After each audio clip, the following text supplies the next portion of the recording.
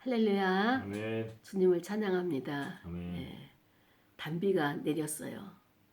농사 짓는 모든 초목들이 아주 기뻐하고 즐거워하는 그 단비가 내린 것처럼 오늘 말씀 속에서 우리도 영혼의 단비를 받고 마시고 또 적시고 그래서 또 나가서 또 우리가 하나님의 나라의 역할을 잘 감당하는 하나님의 의를 나라를 위한 의를 세우는 일에 충성을 다하는 저와 여러분이 되기를 원합니다. 아멘. 지난 주에는 여러 가지 일들이 많이 있었어요. 근데 일이 많이 생길 때는 우리가 잘 그것을 분석을 해야 돼요. 동시다발적으로 일이 생기게 되면 이것을 잠시 나에게 유리한 쪽을 선택하거나 아니면은 내가 감정적으로 지금 끌리는 쪽으로 이것을 갖다가 처리를 하게 되면 나중에 후유증이 생겨요. 그렇기 때문에 이 문제를 객관적으로 딱 내어놓고 하나님이라면 이 문제를 어떻게 보실까? 하나님 입장에서는요. 내 편만의 하나님은 아니거든요. 저 사람 편에만 하나님도 아니거든요. 하나님은 양쪽을 다 보시는 거예요. 위에서 보면은 우리가 사고체계 위에서 보면 하나님의 관점이 보이는 거예요. 그러면 하나님이라면 이 문제를 어떻게 처리하실 것이냐? 요 관점이 굉장히 중요한 중립이에요. 그래서 나에게 골탕을 먹이려고 이런 문제를 허락하셨고 그다음에 또 저에게 내가 이기게 하기 위해서 저를 공격하기 위해서 나에게 이런 기회를 주셨다? 그거는 아닌 거예요. 인간의 해석이지 하나님의 마음은 그렇게 편협적인 마음을 갖고 있지 않으십니다.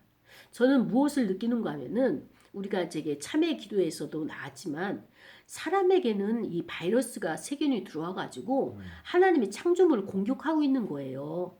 그런데 참 하나님은 얼마나 놀라우신지요. 이 바이러스가 나를 침범을 하게 되면 나는 어떻게 합니까? 싸워야 되잖아요. 그렇죠? 근데 이 바이러스는 나를 이제 떠나갔어요. 떠나갔어도 어디에 있습니까? 내 안에. 이 우주 안에 있는 거예요. 이 우주 안에 있기 때문에 그 하나님은 나에게는 바이러스가 돼서 나를 공격을 했지만 이것은 떠나가가지고 또 다른 동물이나 식물에게는 어떻게 될까요? 바이러스가 아닌 거예요. 그들에게 유익이 될 수도 있고요. 그래서 악과 선과 이 모든 것은 하나님 안에 있다. 그래서 하나님의 안에서 악은 악대로 하나님께서 다루시고 선은 선대로 하나님께서 영광을 받으시는데 항상 악이 악이고 선이 선이 아니라는 거예요. 시대와 때와 위치와 상황에 따라서 선과 악이 계속적으로 혼합이 되어져 가고 있는 이 통치를 하나님이 하고 계시다는 겁니다. 내가 생각할 때 저 사람은 나한테 해코지를 하고 힘들게 하고 그러면은 그 사람이 나에게는 지금 감정적으로 맞대응을 하고 있잖아요. 반목된 상황이잖아요. 그러나 또 상황이 지나게 되면 어때요? 서로 연합이 될 때가 있어요. 이게 하나님께서 이끌어 가시는 하나님의 세계인 거예요. 지난주에 페이스북에 이제 장신대 교수님이 신약학 교수님이 페이스북을 이제 하시면서 저도 이제 이제 패친이라서 이렇게 올리고 하는데 그 학교에서 연구실을 빼라 이렇게 통보가 되는 거예요. 아, 잘린 거네. 정려 테이프 이제 된 거예요. 그래가지고 마음이 얼마나 싱숭생숭 하시겠어요. 그래서 이제 나는 이제 나가서 60 넘었는데 나가서 어떤 일에 또 종사를 해야 되겠는가 뭐 이런 생각도 많고 여러 가지 생각이 많은 상황에서 그래서 뭐 나가라고 하니까 미리 마음의 준비는 했다 하지만 그래도 참 유쾌한 일은 아니잖아요. 그런데 동료를 하나 만난 거예요. 그 동료 교수님도 그 통보를 받은 거예요. 그래가지고 둘이 인증샷을 이제 교정을 배경으로 해서 이렇게 사진을 찍었는데 근데 중요한 것은 뭐냐면은 명성 사건으로 서로가 왼수였었다는 거예요. 근데 근데 이제는 그거를 넘어서 이제 같이 그 퇴직하는 그런 동료가 돼가지고 같이 이제 사진을 찍었다 이제 그런 글을 올리셨는데 그렇습니다. 그러니까 우리가 지금 가지고 있는 감정이나 상황은 영원한 게 아니에요. 흘러가는 거예요. 왔다가 가는 거예요. 내가 그걸 붙잡을 필요가 없다는 거예요. 그런데 우리의 감정은 어떻습니까? 절대 용납 못해. 그리고 절대 그것을 양보를 안 해. 그러면서 그거를 자꾸 붙잡으려고 하는데 그게 미혹이라는 것을 우리가 이렇게 배경을 가지고 오늘 말씀을 우리가 상고하기를 원합니다.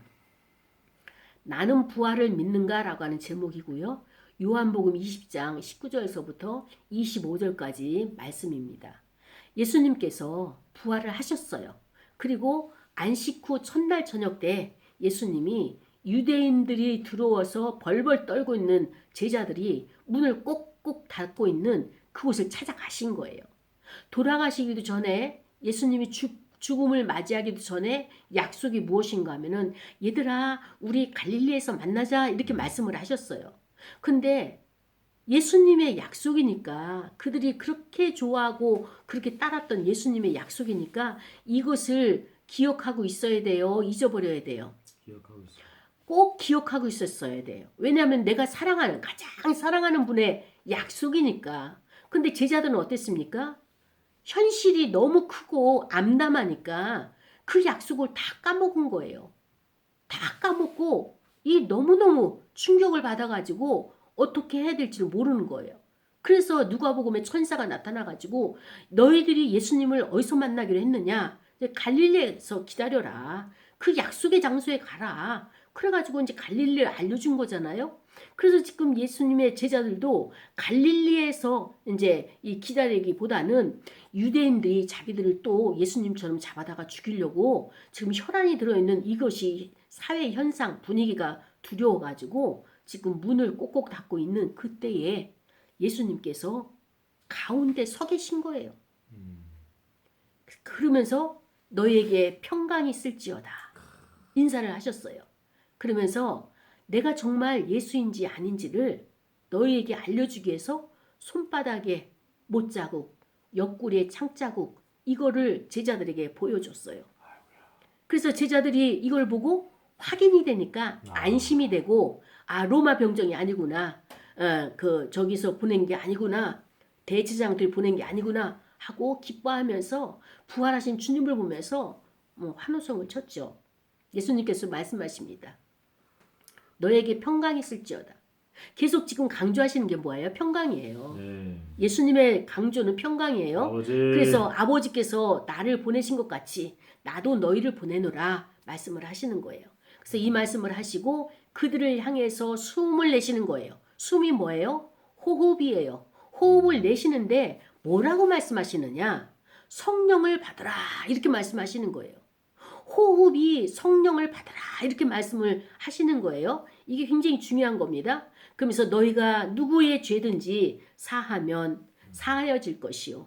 누구의 죄든지 그대로 두면 그대로 있으리라 이렇게 말씀을 하시는 거예요.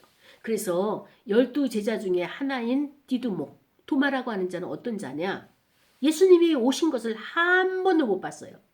제자들이 엠마오로 내려갔던 두 제자가 나 예수님을 봤다 다시 예루살렘으로 올라왔잖아요. 그 다음에 또 마리아도 봤다. 그 다음에 또 저기 베드로도 봤다. 요한도 봤다. 많은 제자들이 나는 예수님을 보았어. 부활하신 예수님을 보았어. 라고 말을 하는데 이 도마는 한 번도 못 본 거예요. 이런 사람 있죠. 아니 꼭 중요한 분이 오실 때는 그 자리에 없는 사람. 그러니까는 이 얘기를 들을 때마다 이 도마의 마음이 어땠을까요? 상심이 되고 낙심이 되고 왜 나한테만 이런 기회가 안 오는 거야? 왜 나한테만 이게 피해가는 거야? 이렇게 생각을 하게 되죠. 사실 자기가 피해갔는데. 그러니까 이제 도마의 마음속에서는 뭐가 생기느냐? 오기가 더 충천해진 거예요.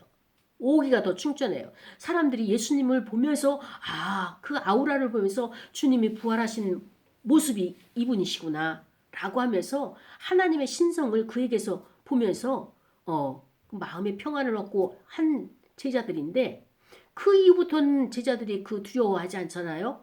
그런데 이 도마는 보지 않으니까 거기다가 더 자기가 강박을 가지고 약속을 하는 겁니다. 나는 내가 진짜 예수님의 못자국을 보고 눈으로 보고 그 손가락을 그 못자국에 내가 이렇게 손가락을 넣어보고 그 다음에 내 손을 그 옆구리에 넣어보지 않고는 믿지 아니하겠다. 이렇게까지.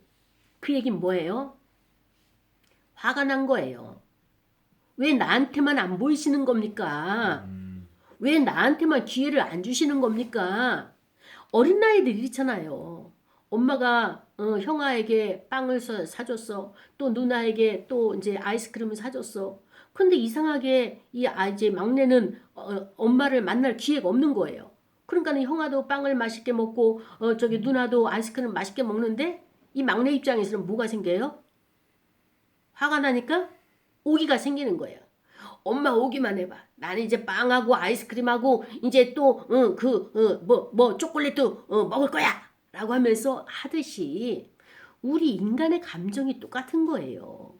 가장 귀한 분, 가장 좋은 것을 먼저 갖고 싶어 하고 먼저 선호하고 싶어 하고 먼저 취하고 싶은 것이 인간인데 나에게 이 기회라는 것은요. 내가 정하는 것이 아니라 하나님이 정하시는 거예요.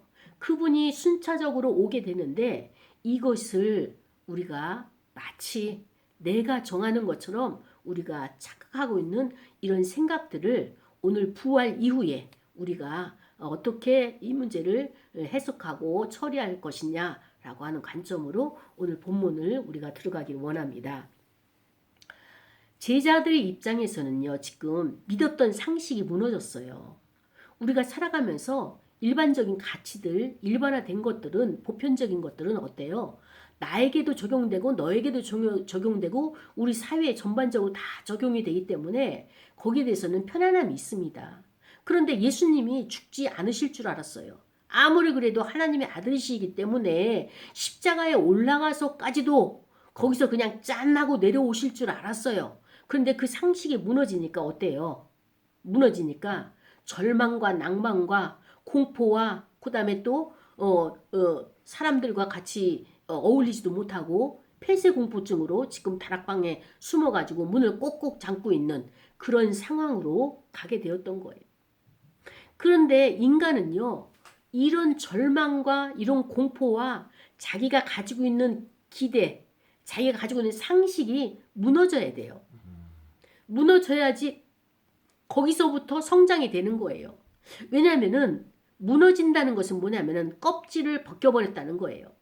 이제까지 가지고 왔던 프레임, 이제까지 가지고 왔던 자기가 구축해놨던 그런 포장들, 이런 것들을 깨트려야지 새 틀을 만들 수가 있는 거예요. 그래서 이건 성장의 단계에서 크기와 사이즈와 질과 이 모든 것들이 달라지기 때문에 이것을 벗어버린다는 것을 두려워하거나 아까워해서는 안 되는 겁니다. 그런데 이것을 집착하고 그 다음에 벗어버리는 것을 못 버리는 경우가 있어요. 그런 사람에게는 마음에 아픔이 있다는 증거가 되는 것이죠. 아이들이요. 자기가 애착 인형이나 애착하는 옷이나 아니면은 쪽쪽이 그것을 내려놓을 때 굉장히 어렵습니다.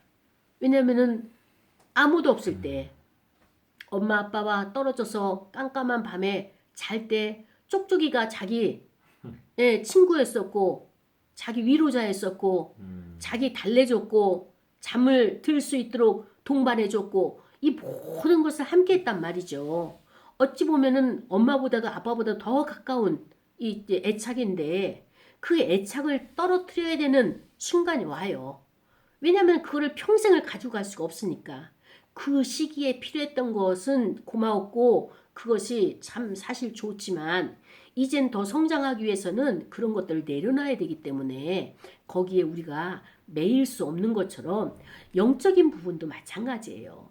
우리가 지금 어떤 일이 있습니까? 예수님께서 그렇게 안 돌아가시기를 그렇게 원했지만 이미 돌아가셨죠. 그러니까는 이 제자들이 자기가 가지고 있는 상식들이 다 무너졌어요. 무너지고 나니까 이제 예수님을 보면서 어떤 것이 오느냐? 참된 기쁨이 회복이 되는 거예요. 죽음을 거쳐야지만이 이 기쁨을 회복할 수 있는 겁니다. 인간의 근거가 무너지는 곳에는요, 예수님의 기쁨과 평안이 시작되는 거예요. 예수님이 제자들을 만나면서 뭐라고 말씀하셨어요? 너에게 평강이 있을지어다. 평강이 있을지어다. 계속 평강을 말씀하시는 거예요. 그 얘기는 뭐예요? 이들이 암담하고 암울하고 절망적이고 낭망되고 공포 가운데 있는 그들을 알기에 마음의 평안이 먼저예요. 가장 중요한 게 마음이에요. 예수님이 이 원리를 아셨기 때문에 너희에게 평강이 있을지어다. 이렇게 말씀을 하시면서 위로하시고 가장 중요한 것이 마음의 평강이다. 라고 이제 제자들에게 가르쳐 주고 계시죠. 두 번째가 무엇이냐? 이 말씀을 하시고 예수님이 하나님 아버지가 나를 너희들에게 보냈다. 너희들에게 파송했다. 이와 마찬가지로 너희도 나로 인해서 파송을 받을 것이다. 보냄을 받을 것이다. 라고 말씀하시면서 그들을 향해서 숨을 내셨다고 그랬어요. 이 숨이라고 하는 것은 뭐냐면 생명인데 르하흐, 히브리어로 르하흐, 이 생명이에요. 우리가 호흡이 있어야 되잖아요. 호흡이 없으면 푸시켄도 호흡이지만 르하흐, 이게 호흡이 있어야지만이 살아있는 거잖아요. 그것처럼 예수님이 지금 제자들에게 말씀하시는 것이 무엇이냐? 숨을 내쉬면서 샘플로 이렇게 교육을 시키면서 이르시되 성령을 받으라. 여기에 오늘 키포인트가 있어요. 우리가 살아가는데 지친다.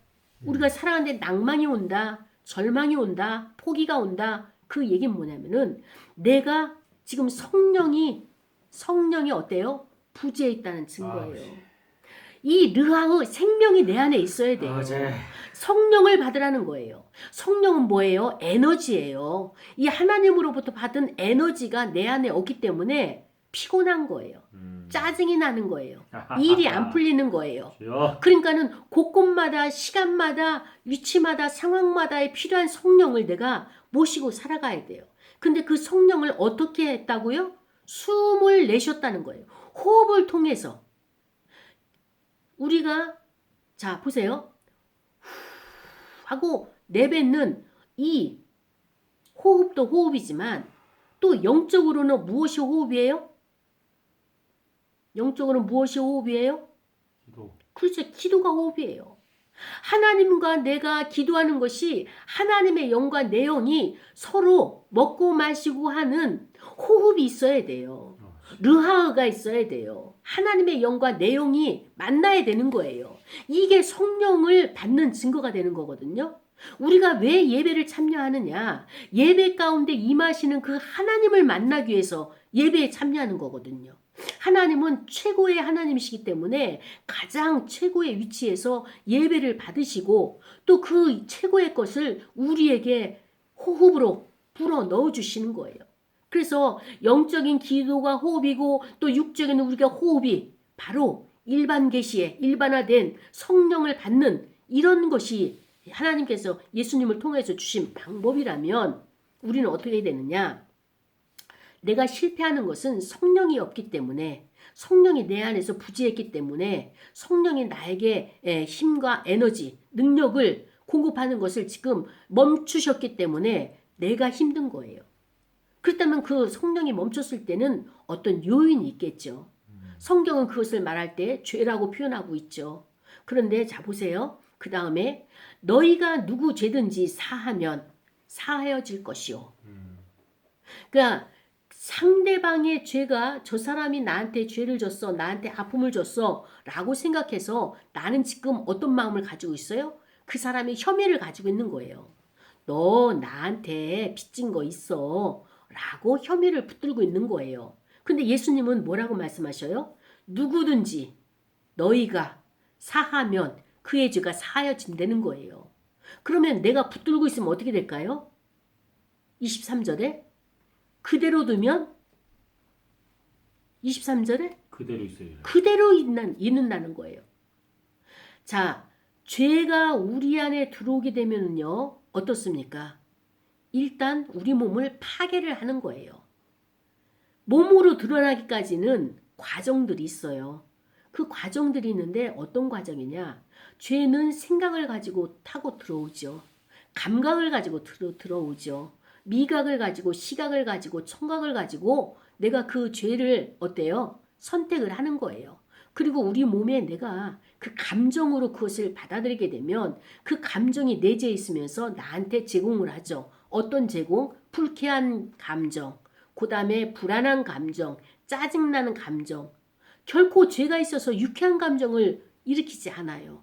그래서 이렇게 부정적이고 포기하게 되고 뭐 폭력을 행사하게 되고 그다음에 또 혈기가 나고 거기서 미웃고 그다음에 죽이고 싶고 살인하고 싶고 적개감이 들고 증오가 올라오고 이런 것들을 형성하는 것이 죄란 말이죠.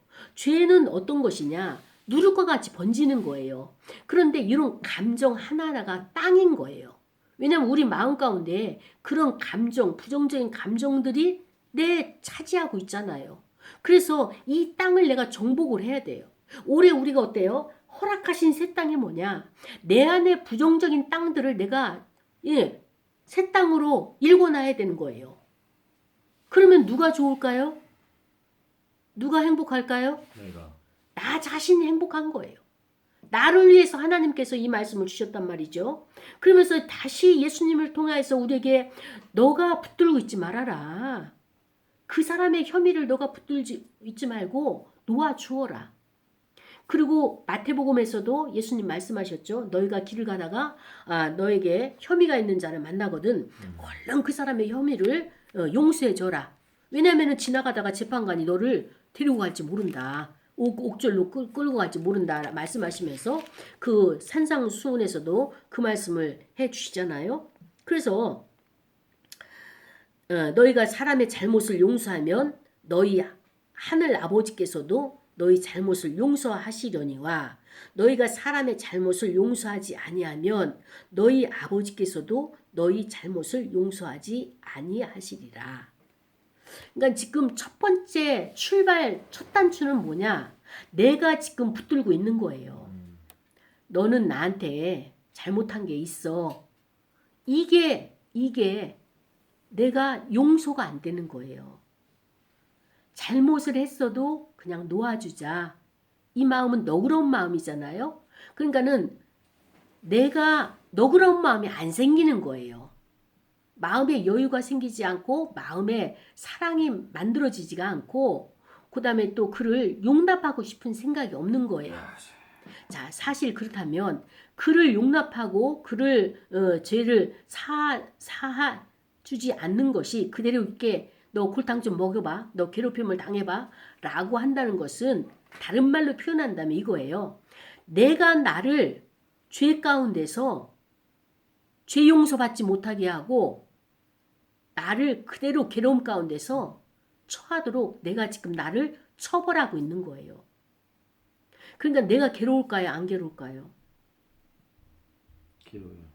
저 사람 때문에 괴로운 게 아니라 내가 나를 처벌하고 있기 때문에 괴로운 거예요. 마음, 하나님이 창조하신 마음의 원리를 알게 되면 이거는 사람과는 상관이 없는 거예요. 내 안의 문제이지. 그래서 나는 이런 혐의를 가지고 있는 나를 용서해 줘야 돼요. 내 안에는요, 재판관도 있고요. 내 안에는요, 변호인도 있어요. 우리가 변호인을 예수님으로 상징을 하고 재판관을 마귀, 사탄 이렇게 상징을 하기도 하는데 그런데 내 마음에는 어찌됐든 판단자도 있고요. 관찰자도 있고요. 이런 역할을 하고 있는 나를 용서하지 말라는 거예요. 형상으로 봐서는 거울로 봐서는 내가 제일 싫어하는 그 사람인데 그 사람이 아니라 내 안에 내가 나를 너 그거 용서하지 말어. 쉽게 용서해주면 너 값싼 사람이 되는 거요. 안 돼. 용서하지 마. 그렇게 허술하게 보내지 마. 라고 하는 이 검사처럼 그 다음에 또 고발하는 자처럼 요런 마음 그런 악한 자가 있는 거예요. 그 악한 자를 내가 어떻게 해야 돼요? 감옥에 보내야 되는데 감옥에 보내지 않고 그 말을 내가 추종하고 있을 때 내 심령이 괴로운 겁니다. 내 심령이 괴로우면 어떻게 될까요? 가다가 이제 그 재판관을 만나게 된다니까요. 그 만나는 과정이 어떻게 만나느냐? 나한테 100데나리온을 빚진 자를 딱 만나게 되는 거예요. 속으로 내가 저 사람을 용서하지 말아야지, 혐의가 있는 자를 내가 절대적으로 나한테 너무 고통을 줬고 아픔을 줬기 때문에 내가 그를 갖다가 용납하지 말아야지, 이런 마음을 가지고 있는데 나한테 또 빚진 자가 딱 지나가는 거예요. 그러면은 이제는 이것과 연합이 돼가지고 그 사람에게 빚 갚어 이렇게 얘기를 하게 되죠. 그러면 아우 좀 용서해 달라, 나 지금 당장 돈이 없으니까 기회를 달라, 여태까지 기다려준 세월이 언젠데 아직도 돈이 없다고 핑계를 대느냐라고 하면서 그에게 옥신각신 하다 보니까 하나님께서 어떻게 해요? 지나가는 옥졸이나 아니면은 그 재판관을 만나게 해서 그 사건을 크게 한다고 확대시켜서 내가 감옥에 간다는 거예요. 결론은. 자, 처음에 우리 성도님이 그 케이스, 상담 케이스를 가지고 왔잖아요. 사례를 가지고 왔잖아요. 그랬을 때 참 용납하기 어렵죠. 이럴 수가 없는 사건이잖아요. 그렇죠? 내 사이즈로 그걸 용납을 한다는 것이 참 이게 어려운 사건인 것만큼 맞아요. 근데 하나님의 뜻은 무엇이에요? 용납하라는 거예요. 근데 내가 용납을 했나요? 용납을 못했죠? 예, 용납을 못하고 나는 그를 고발을 했어요. 고발하니까 어떻습니까? 내 주변의 것들이 아우성을 일어나가지고 나를 고발하는 자들이 많아지는 거예요, 지금.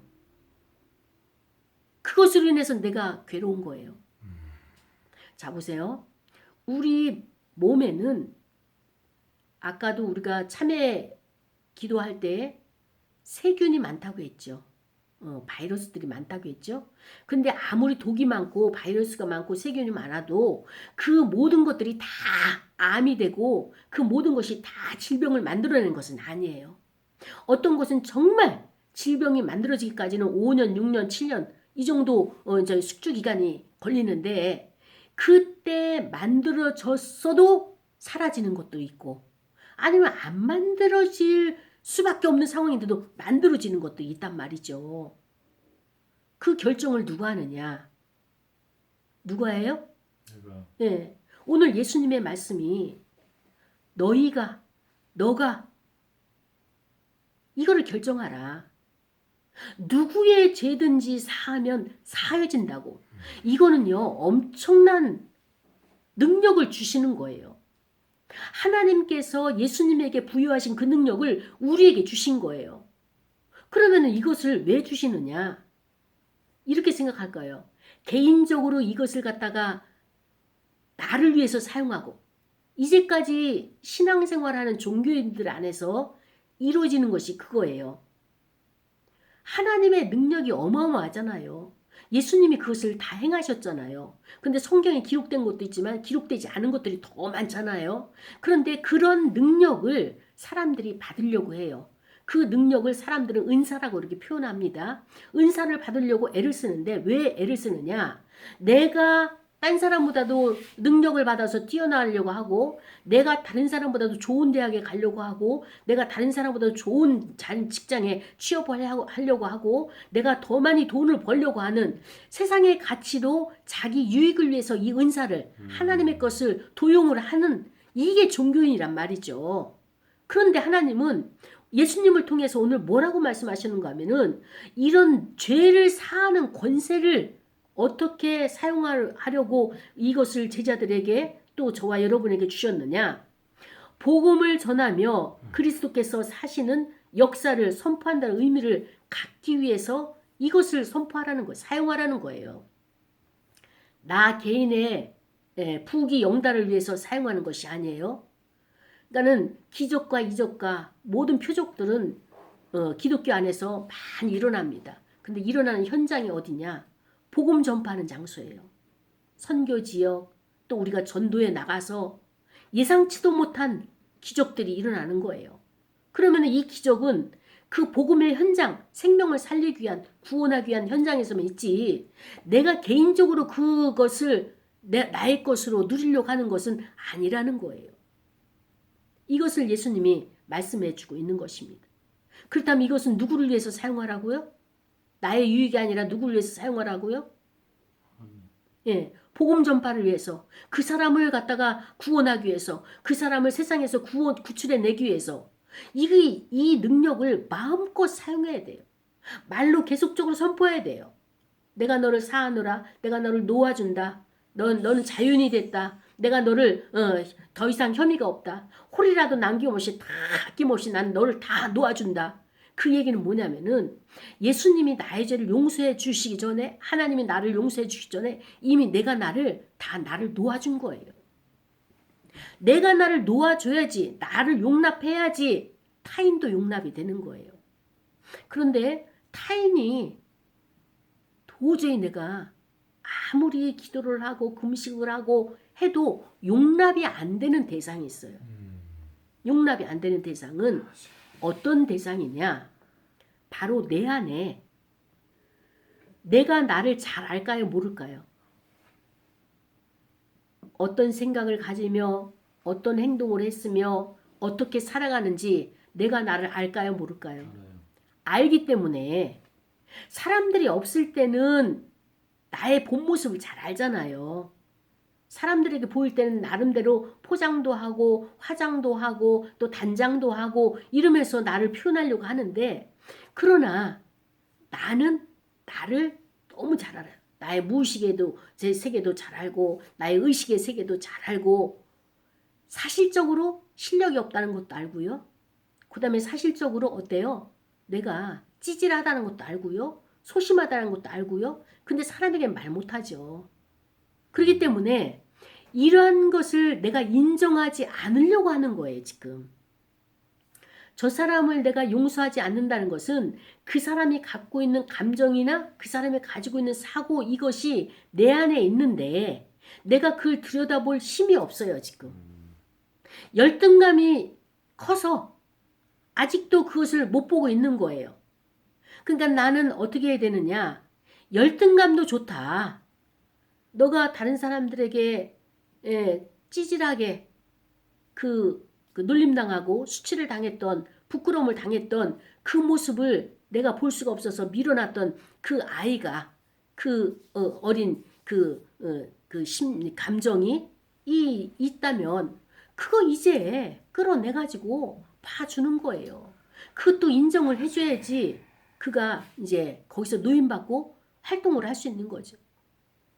에너지가 될 수 있는 것이죠.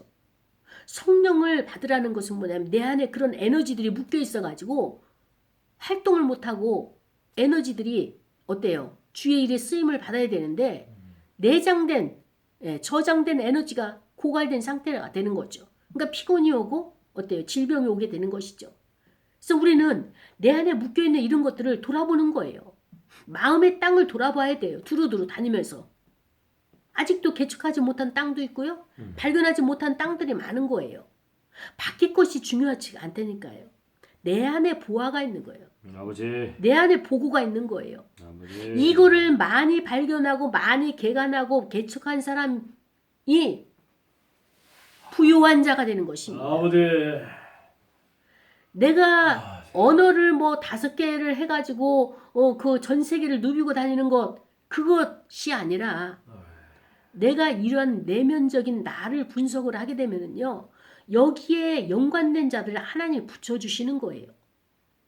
그것을 우리는 어때요? 내가 내 안에 있는 것이 끌어들인다고 하잖아요. 자꾸 끌어들이는 게 어때요? 소송것만 끌어들이면은 나는 내 안에 이거 인정을 해야 돼요. 해결이 안 됐구나. 그렇다면 놓아주자. 나는 선한 것이 와야 되잖아요. 작업에 대해서 내 마음이 선한 마음, 부드러운 마음, 사랑하는 마음, 덕을 쌓는 마음, 하나님 앞에 영광 돌릴 수 있는 그것이 마음 밭이 되어야 되는데 내 밭은 아직도 그 마음 밭이 아닌 거예요. 그러니까 끌려오는 것은 환경적으로 지금 막 뾰롱뾰롱뾰롱 이렇게 자극을 나타내는 것들은, 거울 속에 나타나는 것들은 뭐예요? 그런 것이라면 아버지. 나를 봐야 돼요. 아, 작업이 된 줄 알았는데 아직 아니었구나. 더 하이 감정을 더 내려가야 될 감정이 또 있구나. 그것이 무엇일까?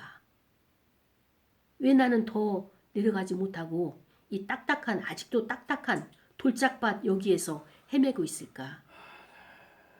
내 감정을 읽어줘야 돼요. 그 사람을 생각할 때 올라오는 감정이 있죠. 도저히 용납이 안 되고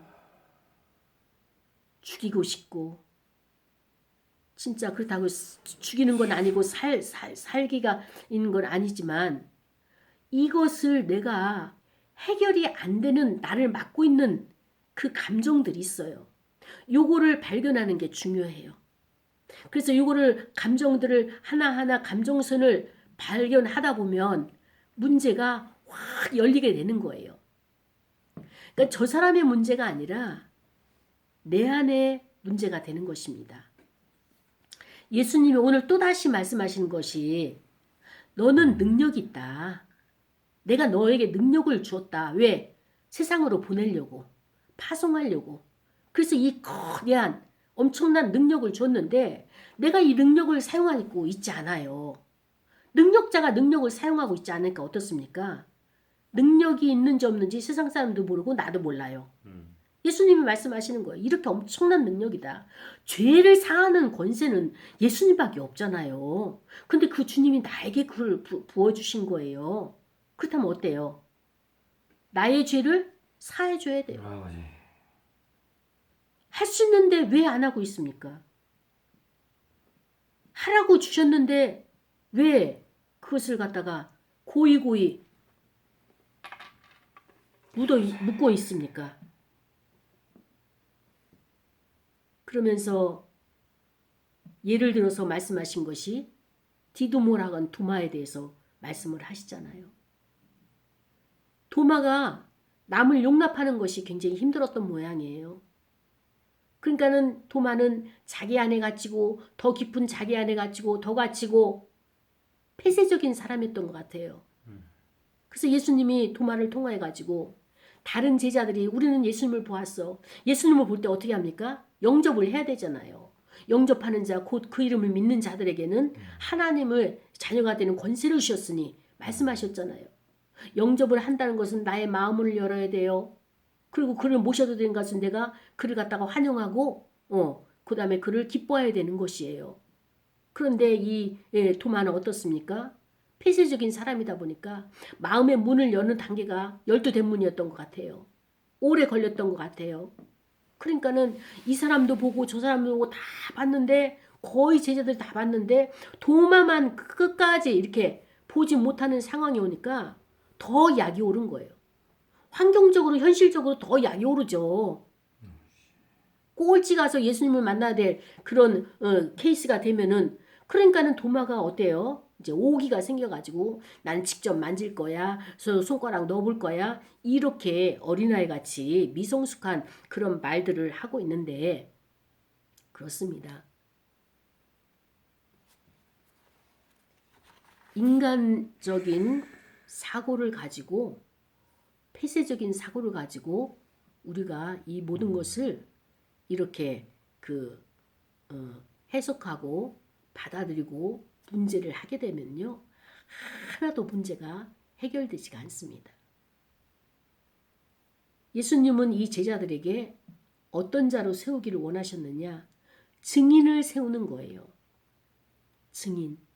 너 나 보았지? 마지막에 도마까지 손으로 만지고 보았지. 눈으로 보았지. 그러나 예수님이 보지 않고 믿는 자가 더 복되도다 말씀을 하셨어요. 예수님이 이런 어려운 과정들을 다 축약을 시키면서 제자들을 찾아다니시는 이유가 무엇이냐? 예수님은 가셔야 돼요. 승천을 하셔야 돼요. 근데 제자들이 가는 곳곳마다 어떻게 합니까? 한 사람의 증인이 엄청난 역사를 일으키기 때문에 사람이 죽었다가 다른 사람이 다 죽었는데 생존자가 하나 생기면 어떻습니까? 온 매스컴이 그 생존자에게 포커스를 맞추는 것처럼 오늘날도 마찬가지입니다. 이렇게 예수님을 본 제자들의 한 증인이 어떻습니까? 능력을 가지는 것을 볼 때에 죽음을 이기신 예수님의 권세는 어떻습니까? 온 인류에 대한 소망이라니까요. 예수님이 부활하시기 때문에 나도 부활한다는 그 소망이 생기는 거잖아요. 근데 나만 그렇습니까? 전 세계에 인류가 시작되고 또 종말에 마무리 지는 그 모든 자들이 이 소망을 가질 거란 말이죠. 그것을 예수님이 보시고 제자들에게 이렇게 심려를 기울여서 찾아다니면서 이렇게 교훈하고 훈계하시고 양육을 하고 계시는 것을 보게 되는 것입니다. 사랑하는 여러분, 저와 여러분은 어떤 자냐? 죄를 사하는 권세를 받은 자예요. 여러분, 이 죄를 사하는 권세를 어디다 사용하시겠습니까? 땅속에 묻어두실래요? 한 달란트처럼? 사용하셔야 돼요. 선포하셔야 돼요. 그랬을 때 하나님께서 그 사명을 위한 이 특권, 이것을 감당할 때에 능력으로 나타나게 되는 것입니다. 여러분 마음속에 떠오르는 그 사람의 죄를 사하고 선포하고 놓아주십시오. 더 이상 여러분이 붙들고 있을 그러한 대상이 아니라는 거예요. 그도 하나님의 또 다른 자녀라는 것을 우리가 깨닫기를 원하고, 나는 정말 부활을 믿는가? 믿는다면 말씀을 받아들이고 영접하는 저와 여러분이 되기를 원합니다. 이 시간에 말씀을 생각하면서 다 같이 통성으로 기도하고 준비할 헌금 드리시겠습니다. 하나님 아버지 감사합니다. 감사합니다. 말씀을